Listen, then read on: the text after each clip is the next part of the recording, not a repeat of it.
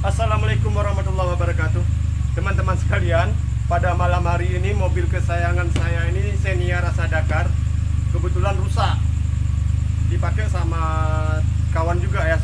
Pengakuan dia sopir, tapi nggak sanggup dia hidupin mobil kita ini. Alhamdulillah teman-teman, pada malam hari ini saya datang dari Kota Fajar ke Tapak Tuan ini khusus untuk menghidupkan mobil Xenia ini ya. Alhamdulillah ternyata terbukti hidup ini teman-teman.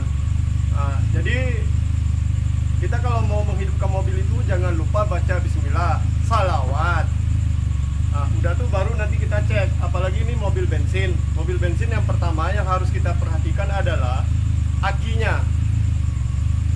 Udah tuh baru busi-busi. Tapi ini cuman tadi aki aja ya. Yang lain alhamdulillah tidak masalah. Ini udah hidup teman-teman ya.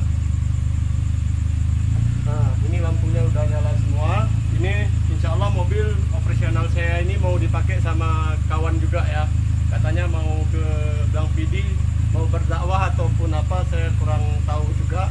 Mudah-mudahan dia cuman untuk berdakwah ya, bukan untuk main-main ya. Oke, sekian dulu teman-teman informasi dari kita ya. Tapak Tuan dulu ke Tapang. Assalamualaikum warahmatullahi wabarakatuh.